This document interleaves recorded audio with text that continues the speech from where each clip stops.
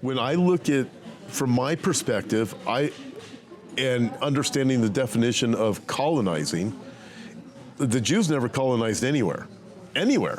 And you look, you go, okay, well, wait a minute. If we go back again to the history of the Balfour Declaration, British Mandate, the UN, everything, and we realize Israel didn't colonize anything. You don't have a group of people that said, hey, let's go take that land. They have this land. This is the original, this is Israel's homeland. I was at the Temple Sifting Project and went through all of the evidence that's there. I understand the evidence that's there. But with that, what we do have with Islam is we have 56 countries that have been colonized by Islam, and now the attempt to colonize Europe and even parts of America. Those things are actually happening. We are the indigenous population of Israel, the land of Israel. You know, just recently, they found, not far from here, in excavations, they found a coin, a writing in a coin that had a correspondence between the kingdom of Assyria and the kingdom of Judah. And something they just found about 2 weeks ago.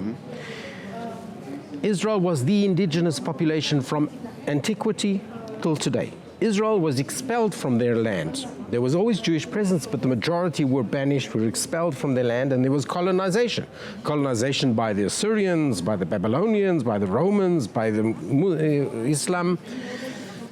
And now, at last, the people of Israel, you could see it as a miracle, returned to their homeland. There's no doubt that there's divine guidance in the fact that an unprecedented example of a nation after 3,000 years of exile returning to their homeland and returning to their ancient Hebrew language, renewing the country, and then all of a sudden the country is flourishing like never before. So this is the indigenous population coming back. They're not the colonists, they're the indigenous population. So those are the facts of anybody who wants to know the truth. Well, there's no such thing as a Palestinian coin. There's no Palestinian history. And again, the very first people ever called Palestinian were the Jews at the time of Hadrian back in 135 AD, and continually. And so also, I think behind us, over that way, probably a few hundred yards, is the Temple Mount, and there's a big gold dome on there. Well, who is occupying? If you look at it from that perspective, because the historical facts, and again, this booklet has the historical facts from the Supreme Muslim Council who hated Jews. He even admits it. So who's actually occupying when it comes to even the Temple Mount? I can't even go on the Temple Mount and hold a Bible. So if it's your land, you can't occupy your own land, right? So this whole terminology of occupation, of course, is totally wrong when you refer to the Jews in their homeland of the land of Israel. So occupation is irrelevant in relation to the people of Israel returning to their homeland.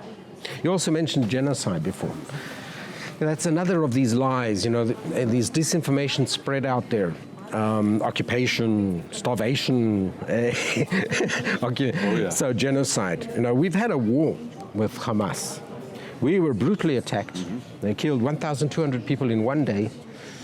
It's the most brutal attack since the Holocaust on Jews. So Israel gradually took over and started defending itself. An act of self-defense started working.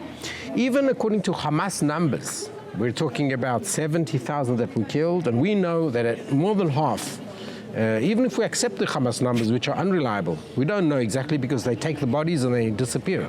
There's no accountability there. But even if we accept the numbers, we know that more than half are militants, terrorists that were killed. So you're talking about a ratio of 2 to 1, something like that. It's the best ratio in urban warfare in the history of mankind. So you call that genocide? I mean, Israel could have bombed from the air and hundreds of thousands would have been killed.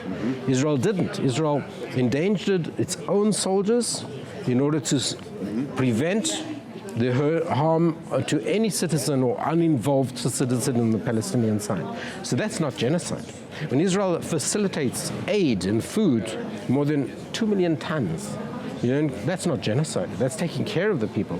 So these lies, once and for all, must be refuted. They do need to